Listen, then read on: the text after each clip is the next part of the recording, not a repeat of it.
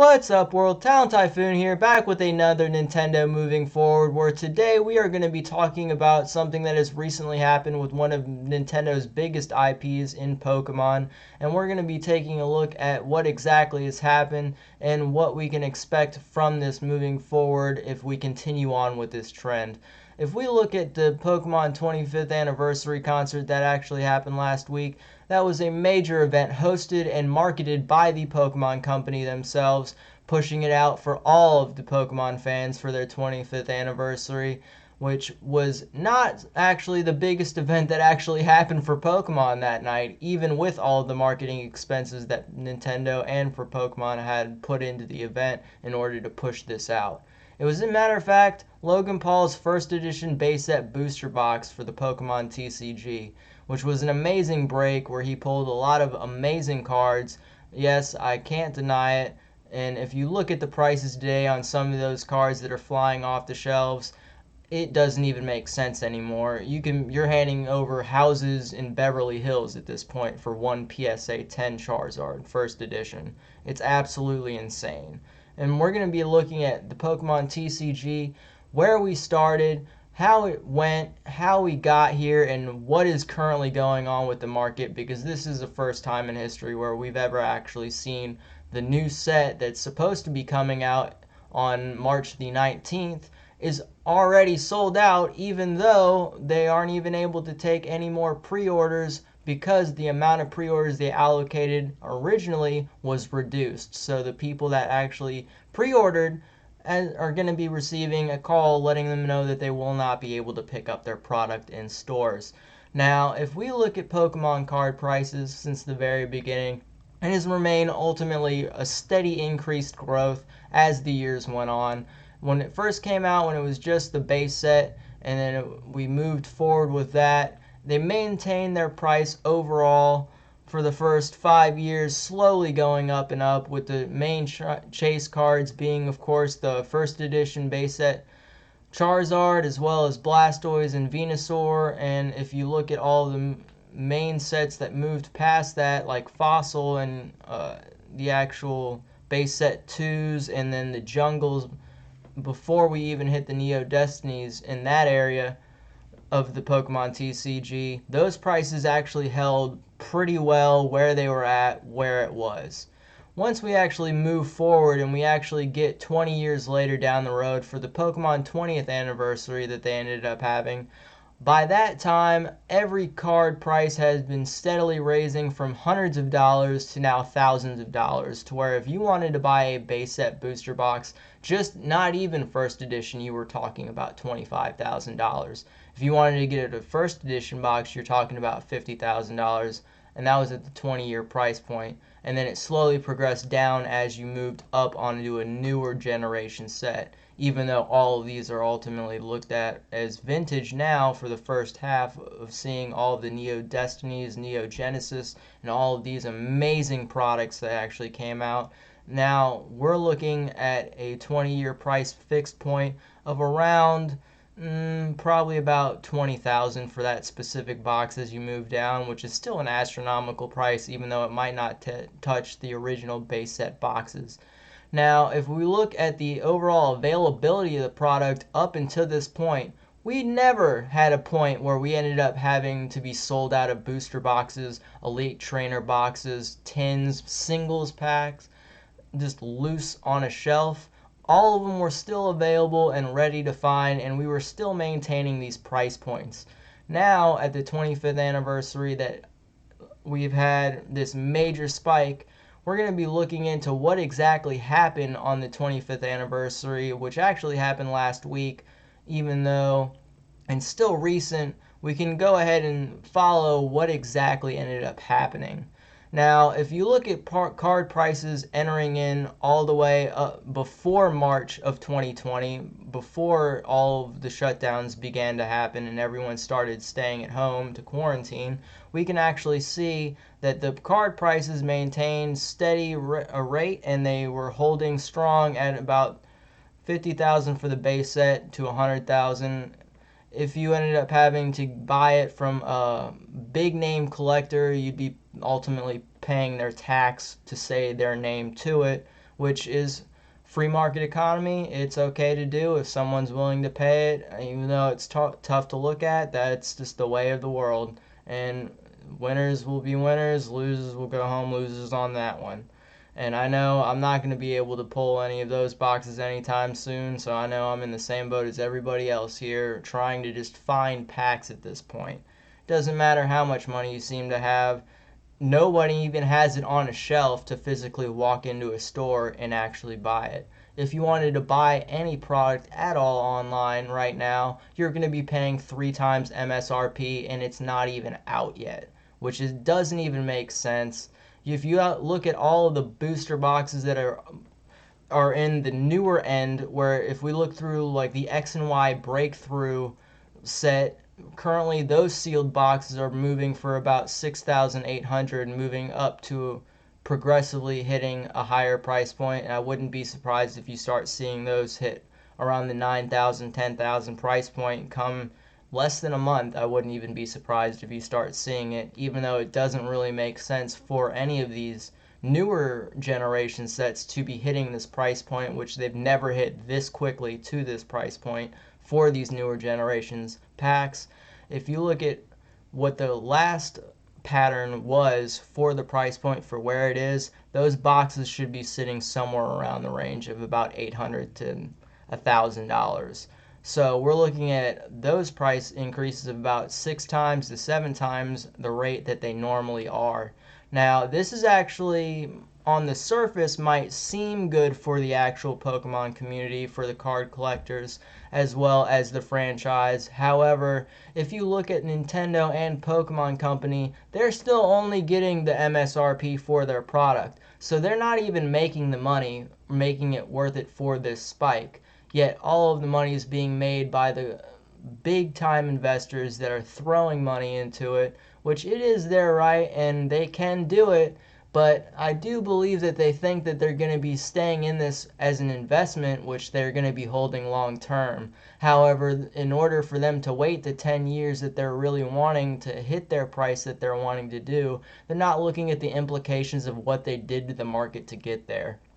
One big problem that they're not accounting for is the lack of availability on the market today is going to directly affect in 10 years your marketability of actually selling to the next generation.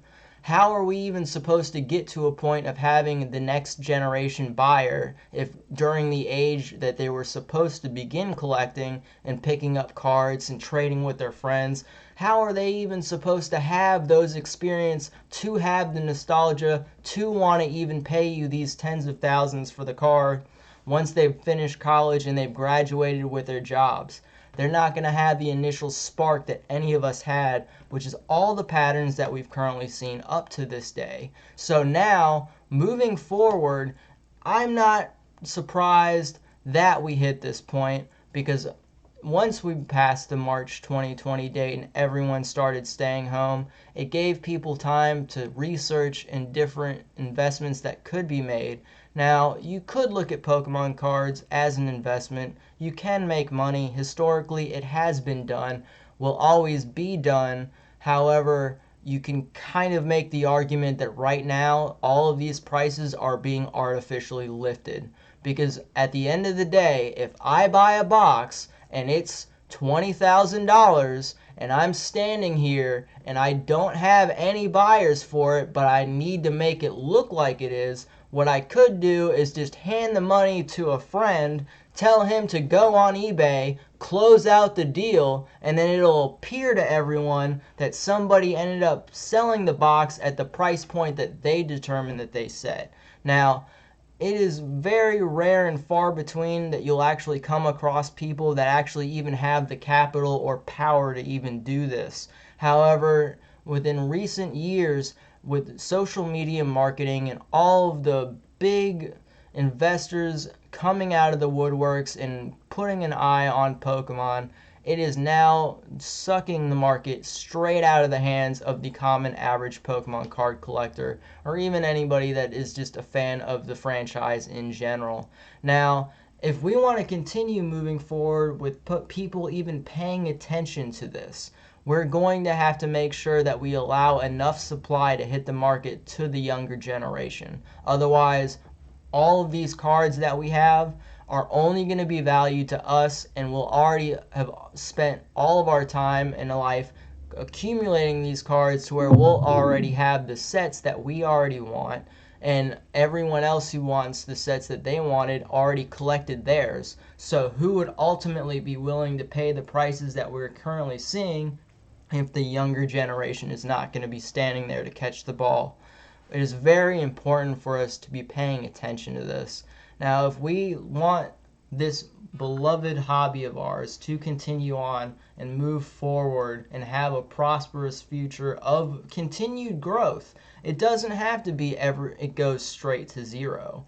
But at the end of the day, if no one's able to get a card in their hand and it's only going to rich investors that are willing to let it sit there with the impression that it's going to be gaining this value, yes, you can sit on it, and yeah, you could wait, but at the end of the day, if your buyer ends up losing his ability to either make money in 10 years, which is possible, because I'm telling you now, I've seen millionaires be absolutely flying one day, make one wrong business decision, and then the next week they're already bankrupt.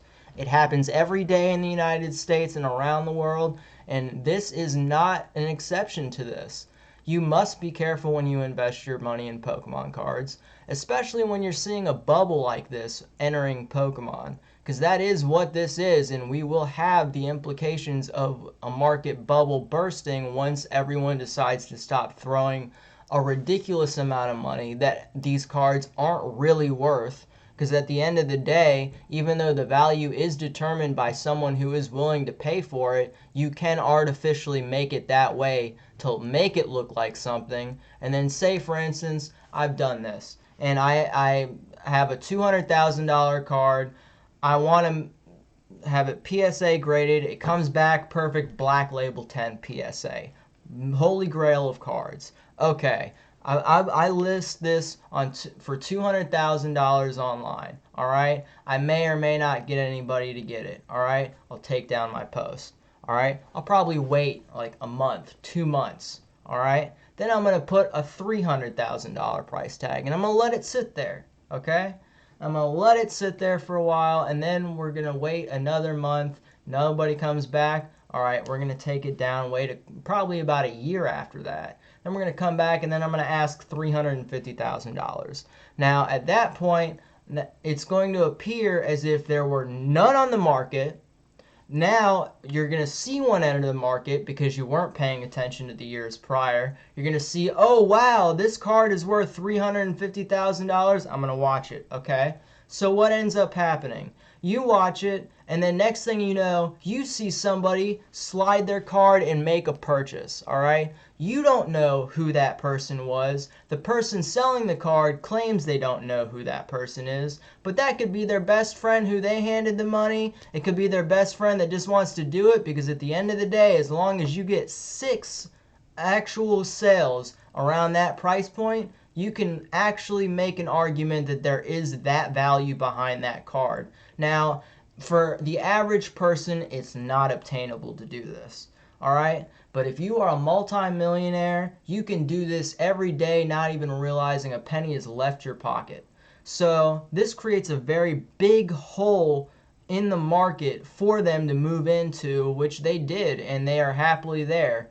But do remember, you are going to want to make sure that you are prepared to lose the money that you have put into this, because there is an actual date and time where this bubble will burst, and there's nothing you're going to be able to do about it. You're going to wake up one morning, you're going to try and sell your card, no one's buying. You wonder why everyone's not buying. Well, no one's actually been paying attention for a while. Why aren't they paying attention for a while? Oh, that's probably because they haven't been able to find a single pack on a shelf for the last few years. Because let's look at Nintendo's history and of actually getting products out, and their companies and subsidiaries of getting product out. If you look at the past, they only have the production rate to hit so many. Usually when it comes to Pokemon, they're going to make $10,000, $20,000, or $20,000 or 20,000 boxes, they'll cut the print there. All right, they'll wait to see how the demand and supply ultimately meet, if it even averages out. And then if it doesn't end up making supply meeting demand, Pokemon is not going to be able to get any more product out. That was their line. So unless you're waiting for their second wave of the print to come out, which is not going to net you the value of these cards that you think they are, because they're not a first run print. Everyone always thinks that whenever they see these high card prices, that their loose card that's in their binder is worth that much money. And that's simply just not the case. And I promise, I've been investing in this since I was like 10 years old. I'm 28 now. I'm telling you, all right? It is not going to go the way you think this is going to go. You're not going to make the money that you think you're going to make. Now, that does not mean that you're not going to be able to make money, because you can. But it's going to be how you're going to be wanting to look at this on if it's really making money. Because if you look at the few limited card sales that I've had, for instance, a few years ago, I sold one of my Gold Star Shining Mew cards for about $130 at the time, which was right around what market was for it. Now, at this point, I'm sure if you ended up getting that PSA graded, you're talking thousands for that card. But ultimately, it doesn't matter, because even though I made more money than what I paid for the card, if you look at the life of the collection in general, you are not making money. Okay? It's kind of like the equivalent of if you go to a casino, okay? Yeah, you go one day, you put $100 down into it, you end up losing it all, you go home, and you just decide, well, I guess I'll try again tomorrow on another game or something. You come back, and then you lose another $100, and you keep coming back each day, and every time you lose money, that's the equivalent of you buying 2 Elite Trainer boxes. That's the equivalent of you buying a booster box every time. Because until you actually sell those cards, you are at a loss. And that is just how it is. Okay? Now, you need to be careful now if you want to be able to invest properly in this. It is not as simple as all of the YouTubers are making it out, all these social influencers are. Yes, it is really simple for them to be flashing all these big prices in front of you and make it seem like it's this whole massive explosion thing where all the money is going to. But whenever you see this, that just like in the stock market, at the very end of the tippity top of the peak of the mountain, everyone past that point is going to be a loser in this game. So there will be a point where you're going to lose your money on this. Because right now, I can't even think about putting a penny more into this moving forward until prices get corrected. Because I already know that I'll never get my money back. If you're buying new product at 3 times MSRP, the second everyone stops paying attention, when everyone goes back to work and everyone's not thinking about Pokemon anymore, your money's gone, all right? Unless you're willing to wait 5 years, and then maybe you'll hit the 130 or 150 price point again for that Elite Trainer box, that $100 for that booster box. But right now, that's just not the case. And it's really unfortunate, because there's a lot of people out there that love playing this game. They deserve to play the game. There's no reason why they shouldn't be able to play this game. It's a trading card game. It was never invented to be something to be invested in. This was supposed to be, I hand you $3 for a pack, I get a couple cards, might get a holographic. Cool. It's supposed to be cool. That's what it was meant to be. Not an investment tool. It's not supposed to be a stock. If you want to treat it like a stock, then go invest in the stock market. You can buy Nintendo shares right now. I want to say they're trading for around $74. All-time high from Nintendo, which is amazing. I gotta hand it to Nintendo. They've been killing it every year. I don't see it going down anytime soon. I think it's a great thing to be looking at right now if you want to see the direction that Pokemon's going, Nintendo's going. All of the signs point to where it's clear skies for this company. However, we're not necessarily seeing the long-term implications currently taking effect. Because right now, I want everyone to think about how many of you are trying to find booster packs right now. How many people have tried driving across the state to every store to find 0 packs and being told that they can't even pre-order something that's not even out yet because there's not even enough of it when they have extra time to make prints of it. That's how high demand is right now for this. There should be never a universe where we look at a brand new set that's not even out yet and it's already selling for 2-3 times MSRP. That's insane. There's no reason that these cards should be that valuable. There's no reason why supply should be ending up being this. I shouldn't even say low, because it's the same amount of supply that's always come out that's never been a problem. So at the end of the day, there's no real way you can look at Pokemon and blame them on supply when out of nowhere everyone just magically seems to care about Pokemon cards, and honestly not even that great of a way. It's kind of just sideways, to be honest, to come at this as an investment, as a long-term investment, to only make money, to not open the cards, to not actually enjoy the game. Like, I can't tell you how much this was worth just investing in, just from the amount of friendships I've made going to local game stores, playing in the tournaments, meeting the people, talking about the singles cards, flipping through binders. It's an amazing experience, and the next generation deserves to have it. They don't deserve to have all of the older generation fist fighting over a box of Pokemon cards that isn't even really at the value that they're claiming it is. It's just not right. It's not fair to anybody, and realistically, there's not going to be an easy fix to this, to be honest, because we do live in a free market economy. They do have the right to do this. They are welcome to technically go ahead and buy as much as they want for as much money as they want, and there's honestly nothing we're going to be able to do about it. Now, I will always say this because I'm a very firm believer in this. This is not any one person's fault. It is no way that you can look at one person and blame them for an entire market shift. It's just not there. Even if you look at Logan Paul's box break on that day, yes, he got 4 million views. Yes, he's getting people out there. At least he is getting people out there to be viewing it for the average person. But also, by doing that, you do have to remember that there's always going to be a few bad apples with a lot of money watching you, and they're going to end up being able to afford to do whatever you are even suggesting. So you have to be careful sometimes. Now, I am not here saying that this is any one person's fault, because it really isn't.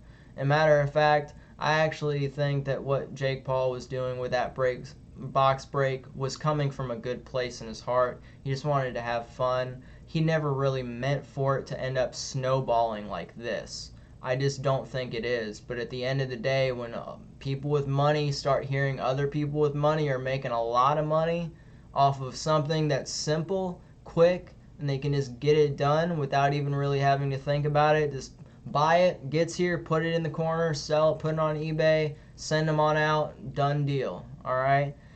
It's unfortunate to see. However, there's a lot of great people in this community right now that are trying to hold it together. Thank you so much, Leonhart, for everything you do for this Pokemon community. You're holding it together better than really anybody. You're the face of Pokemon collecting right now, and realistically, there's no one else that I think would be a better representation of the Pokemon card community as a whole. So thank you for what you are doing. Also, there's way more than just him. There's Real Breaking Nate, Supreme Arcanine, Super Duper Danny, and ton more of Pokemon card openers that have been here since as long as I can even remember. Always since day one. Just collecting, enjoying the hobby, helping people, making sure everyone's having a good time, helping anybody try and get a hold of a pack to even open, just so they can enjoy the card hobby. Now, I really hope that this isn't going to be a continued pattern moving forward, because if this is, there's not going to be any real winner at the end of this tunnel for anybody.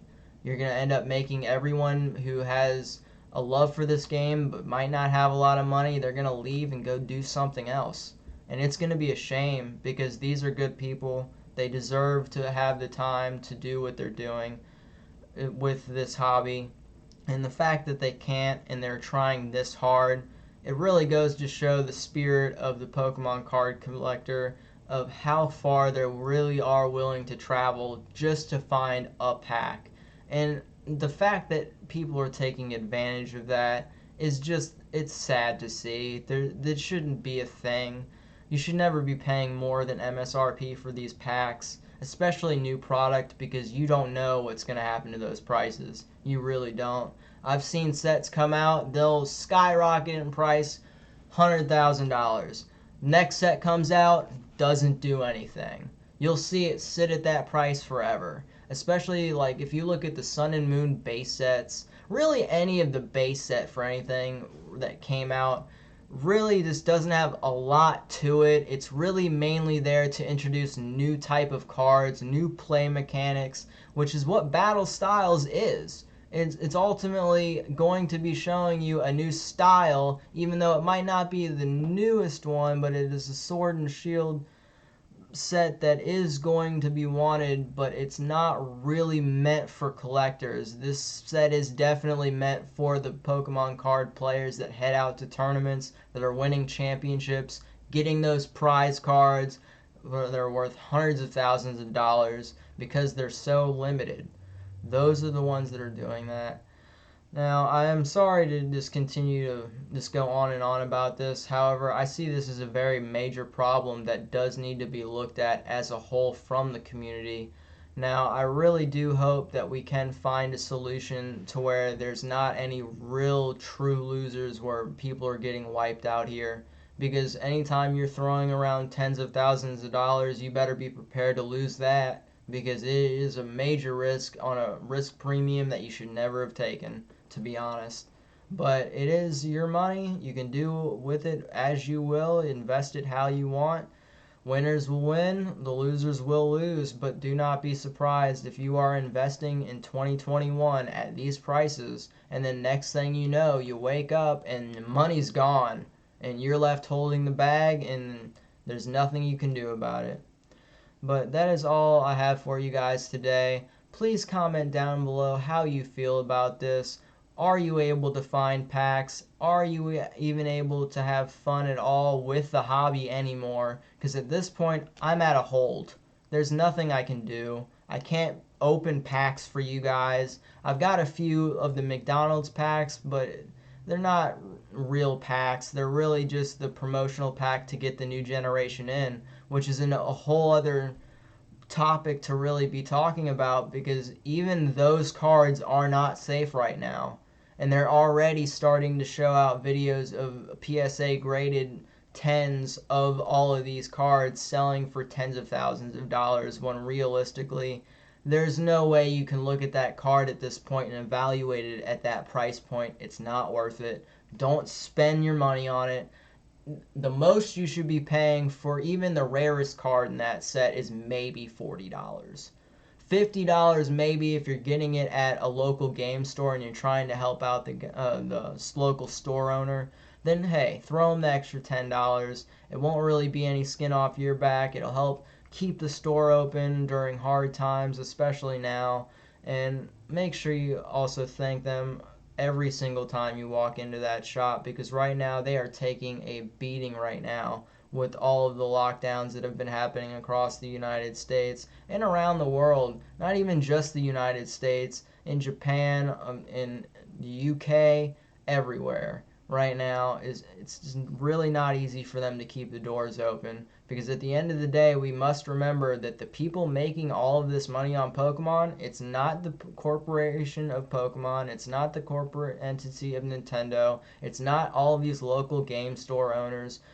It's just not. Their winning is in terms of they're making their price points of what they've currently set to move forward, but the tens of hundreds of thousands of dollars is not going to them. So we do want to make sure that they are doing okay. And we do want to remember at the end of the day that this is a community where we've all worked so hard to try and boost this community up as much as possible in a positive light. I know everyone around here, for the most part, is doing that and trying to lift them up.